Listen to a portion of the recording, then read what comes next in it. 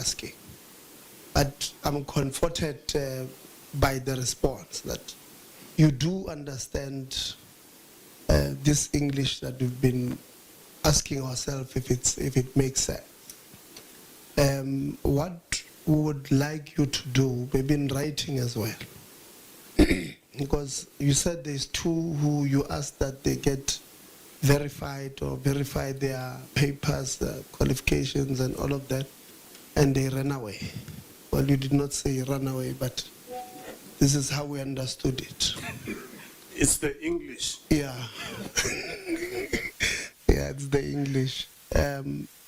For me, that is a worry, because they might vumbuka somewhere at University of Venda, for an example, or any other university, or University of Limpopo. Let me, the DVC of Teaching and Learning is looking at me and say, why did you have to say Univen, you know? Her name is Mashudu, and Mashudu means, Mashudu is Venda. So I could see how she just looked at me. I'm sorry, DVC. They might wake up, or we might wake up and they're employed at UCT, for example. Whereas they did not verify their papers. So we must do something about, I'll give you just now, we must do something about that.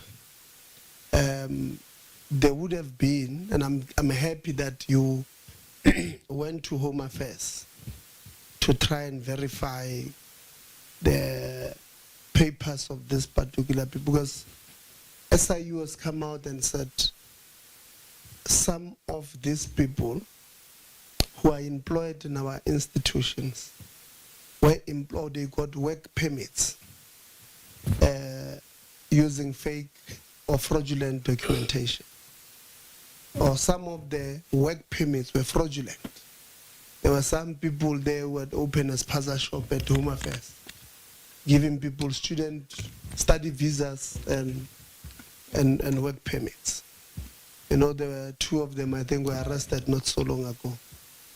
So my worry is, as a university, SIU releases such reports, a responsible university would say, all of you come here, let's go verify it, because I don't want to be found tomorrow that I was housing a criminal who bought the work permit. Because those people who buys those things there, there might be people selling.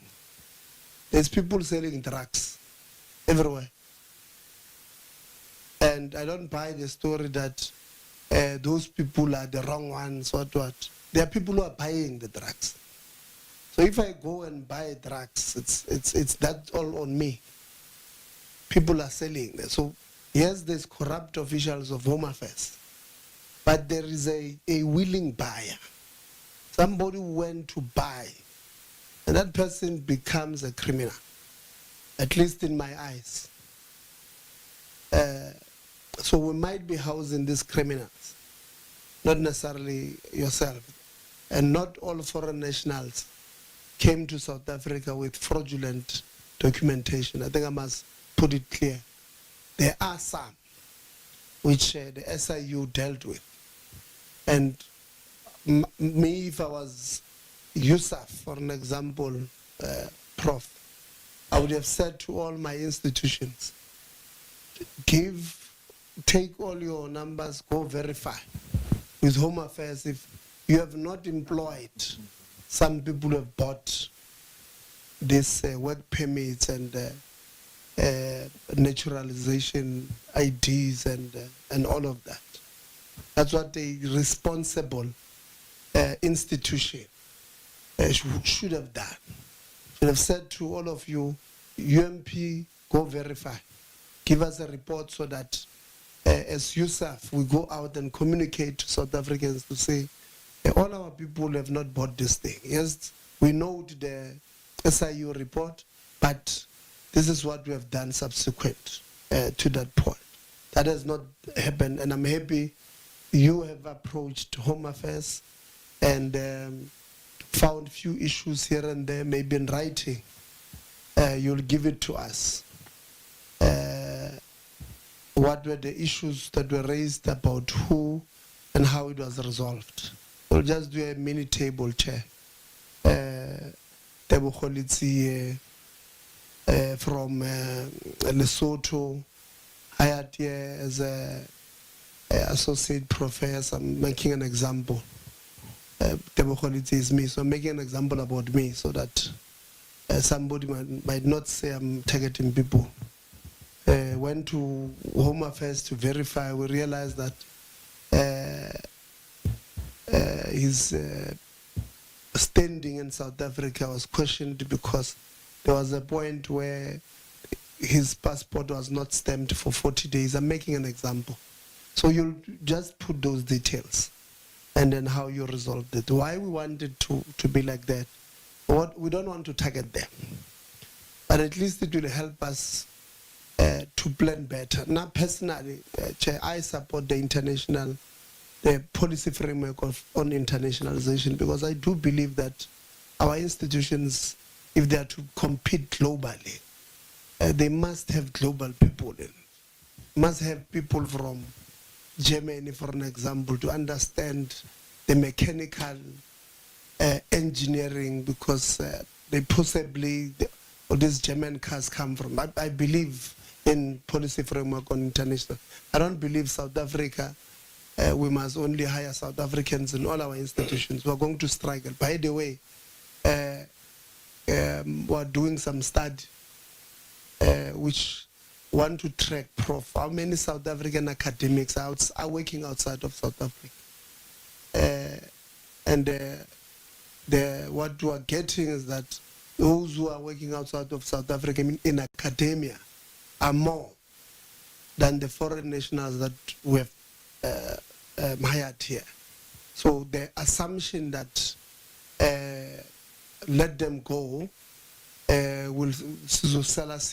won't work, because if including yours, if they come here, you'll have academia that will come to South Africa and be unemployed. So it's a very short-sighted view in this is just my view.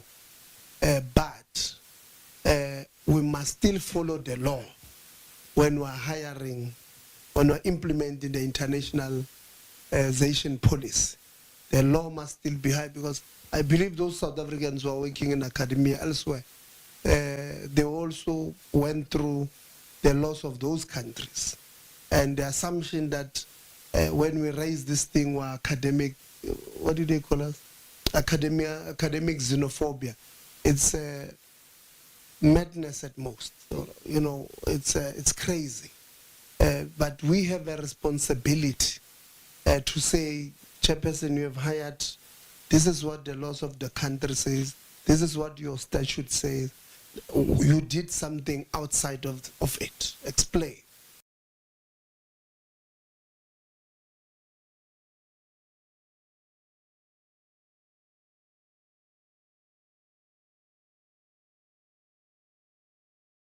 Thank you, Chair. You have highlighted the issue that, okay, you have two people that suddenly left. What are we doing?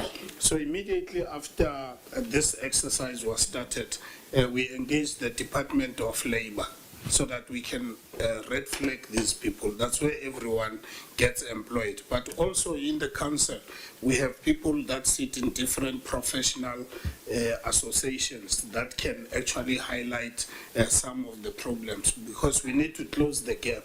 You are correct. What if they had presented fraudulent qualification?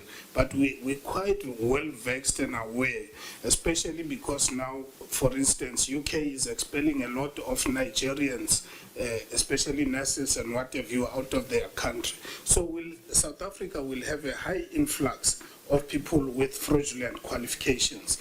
And it's not going to happen at Mpumalanga University, because we are closing that gap in a sense. So the verification process, we have engaged a verification company before we employ a person and give the person a contract. Not only foreigners, even indigenous people, we verify their qualifications to make sure that those qualifications are actually not fraudulent in a sense. So we have sensitized our management or administration to be very careful that we don't get caught up in a situation where we are accused of employing people in senior positions who are foreigners, who have a nice CV that reflects UK and all that, when their professional qualifications are wrong.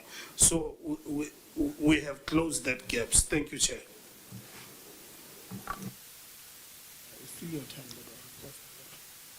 No, thanks. No, thanks, Chair. I think with the responses that have been given, I think it is safe to assume that my question is covered in it, because I wanted to find out that the two employees that absconded, I want to use that word because they did not resign. I wanted to check if they were in the university for 10 years or whatever years they were in the university for, they would probably be entitled to some retirement benefits or anything that, but with that response, I would assume that nothing was given to them because they would have at least absconded because they did not resign. So I wanted to ask that question, but maybe on a lighter note, the House will have to be very patient with the chair, and as his deputy, I know Moya is very passionate about what he does. So this is while we give back the mic to Honorable Govan. Thank you, Honorable Govan. No, continue. No, I think I just have, thank you for taking us through. But I just have one question to HR. Is there anyone who was part of the recruitment process in the HR still within the institution?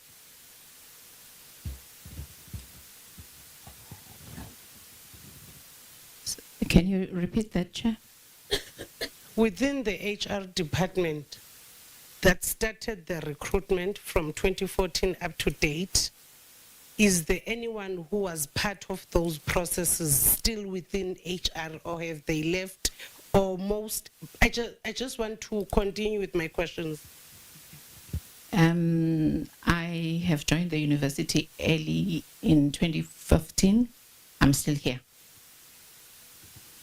But then I think most of our questions can be replied to kwangoku. Because, you know, this issue of trying to respond in writing, Chairperson, yes, we allow it, but I don't like it. That is me. Can you explain to me in terms of HR, what do you mean when you say an agency to move, and processes that you followed in your recruitment? If there were any South Africans that were shortlisted in your processes and the criteria that you have set, then they did not get the preference. What was it that made you take these decisions? Because I'm trying to figure out if it was a matter of agents, was it too quick to get foreigners that some maybe they were not even in the country, rather than headhunt here in the country? The agents to move, what did it mean at that time? Could you have not moved faster in the country? Could you have not found the right candidates here, rather than saying to fill a gap because there was an agent to move? What do you mean by that? And can it address the question that I have? And also, when you are responding, we have heard that we also have a non-academic posts that were filled. How many were they? And what are they? Please just tabulate them for me. Okay, thank you, Chair. I will start with the last one, the two admin staff. We have one deputy director in ICT, and then we have one chef in the School of Hospitality. And those are the two. And then to go back to the agency, the first advert was done, that's what I can recall. It was done, due diligence was done as well. The shortlisting process was undertaken.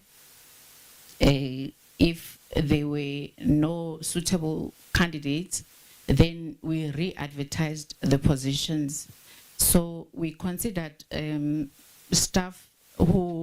candidates who were having PR, so they were given a chance. So agency did not really mean that we took just anyone, but we started by prioritizing South Africans, and failure to fill it maybe twice, then we considered the third round of advert, and then we considered who was available at that time. That's how I can just relate on the agency. It did not mean that we took a foreign national at first, and yeah, I think that covers that. Okay, and then we have the files of this recruitment. Yes, there are files. Okay, so we'd like you to, in writing, you'll send us the first advert, those who applied, because you're saying the process continued and you did not get the right person that you wanted. And then the second file, you'll then give us the second advert. And you're saying it might be that there was a third advert.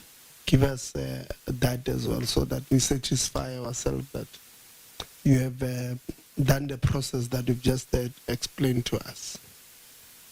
Thanks.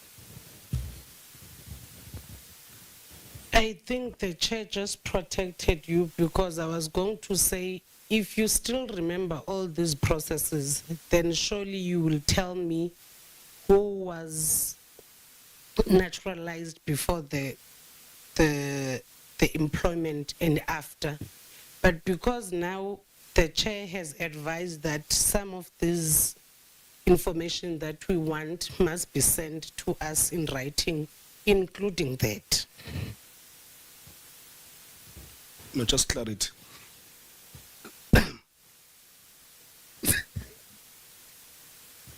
I'm sorry. So I'm trying to understand. Are these questions related to the two employees you just mentioned, including a chef? Is it a chef that you could not find in those 2 or 3 exercises?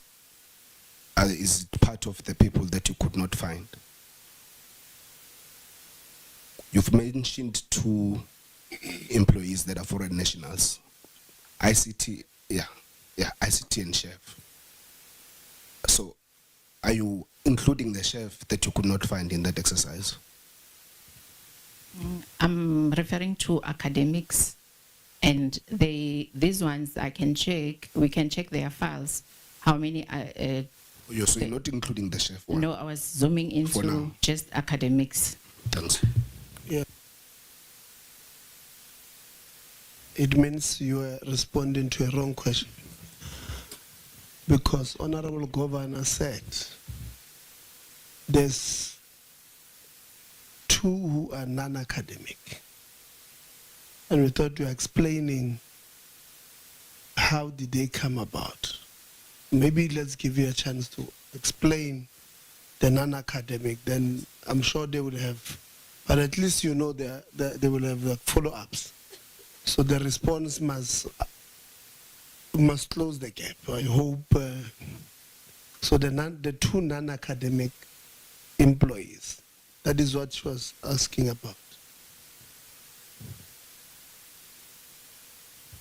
I think my response for the earlier response was covering only the academics that we started the university with. I'm not covering the latest that we appointed, if they are. to start the university, this is what we did. But on the 2 cases of support staff, I need to go to the files and check how many times the advert went out. Do you know which it's a chef? It's a chef. And yeah. the other one? It's Deputy Director ICT. ICT, yeah. That's Yeah. what you said to us. Yes. You said those are the 2 non-academic. True. And the question was, how were they appointed? So you don't remember now. And where? You don't remember? I don't have the file, but yeah, we can check that as well as HR. Honorable You Susanna might- says you don't have a soft copy of the file. So check it, sir, because you sent this information to the human resource. You are saying I'm looking at it because they sent me an email 2 weeks back. So it means somebody should have the file. Unless if here at UMP, the file is stored in Siabuswa campus, so you can't get there now to go open some storage. I'll give you a chair. We just need you can't have access to the file. No?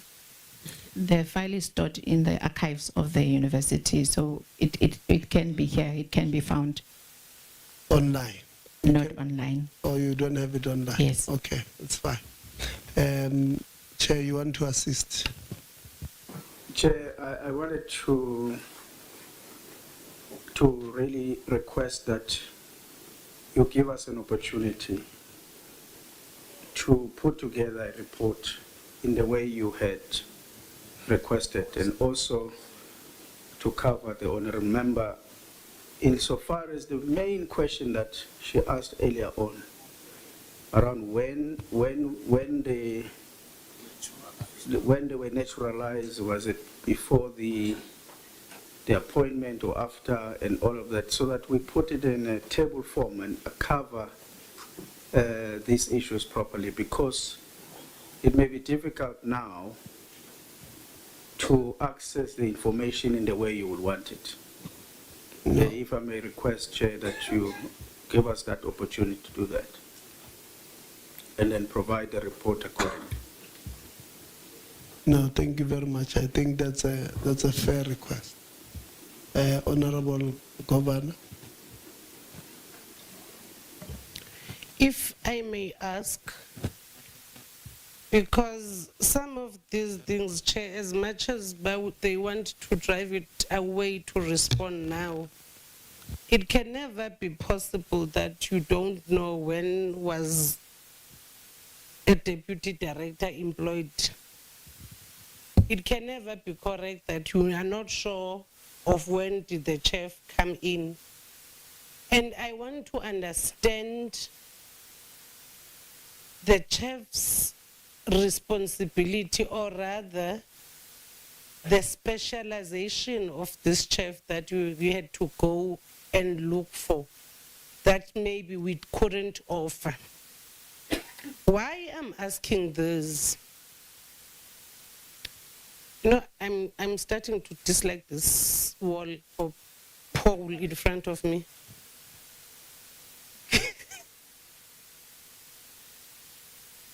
I'm not sure how much does a lecturer earn in terms of the market. Let me just assume, or can the DG assist just on the market? How much does a lecturer get just on a market, something that is public? I'm not speaking about a public person, one person, or just a public package.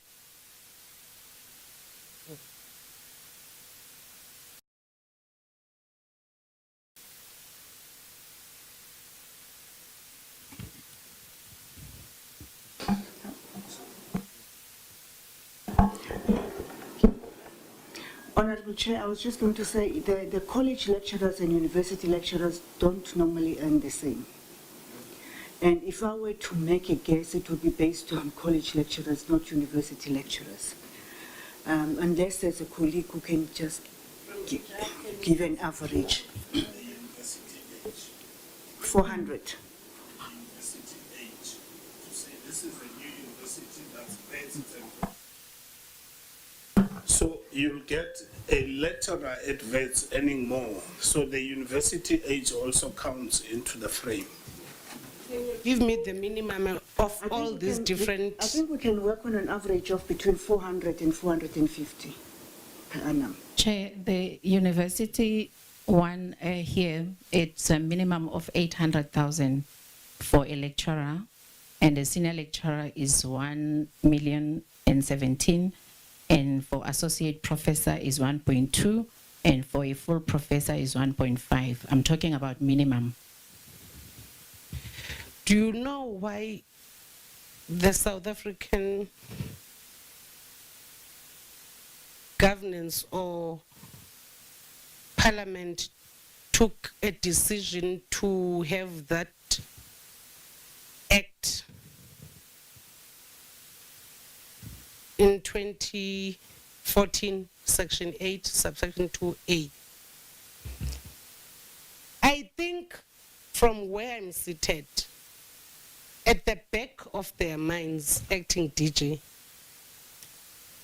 that's why they will give it a very long process for it to be filled by anyone else beside a South African. They will say, advertise the post. You don't have the right candidates, you re-advertise. You don't have the right candidate, you headhunt. Then now, because you have exhausted all the means that you were told to do, then it's only then you can go and look outside.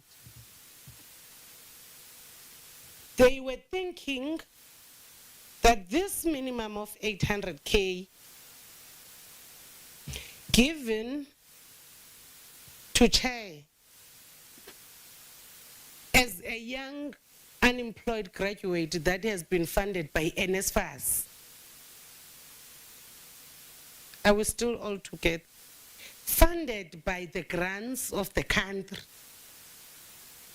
It's your NSFAS, it's your SITAs that contribute a large number towards our education. Will be employed. Will they address the issue of unemployment? We have large groups of South Africans seated there being unemployed graduates, and they can't access the same privilege of being given naturalized or citizenships elsewhere. It's very difficult understanding the other countries' laws. So they said you must exhaust. But do you know what we are discovering every day? And it makes us so sad. As if there is this norm or a feeling of undermining our unemployed graduates, of undermining our own children, and also of making sure of not redressing the problem that we are faced with as the country. Because if you are looking at all logics that can explain, all this employment, most of them took place, in fact, all of them, they took place when the act was already in place. Someone did not do anything about this. Instead, the agency was to look for some people. And I really do assume that there were seniors of these countries of employment. Chair, I have heard the bell. There are 10 foreigners in the agriculture department. There are 9 in the mathematical sciences department. I just want to understand the ratio in that Department of Agriculture. How many of them occupying positions, senior positions that are South Africans? before we had the citizens that were granted their citizenship? And how many in the mathematical science department? Also looking at the ratio of students in the agriculture one, can we look at how many are foreign kids given the opportunity to come study here, and how many are given the opportunity to study in the mathematical sciences? Because should we understand what is happening in those departments, then it would be much better for us to understand what is happening in agriculture and math science. Can we be given a ratio that differentiates, but there are 20 posts, 10 are foreigners, 10 are our people? Can I be given that ratio?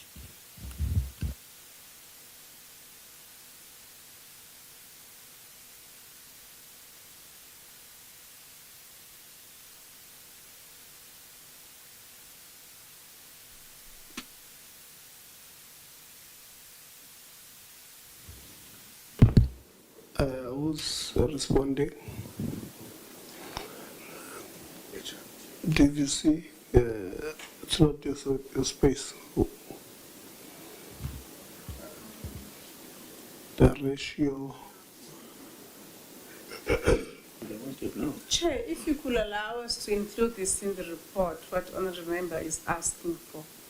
It is information that will be sitting in HR in terms of those details.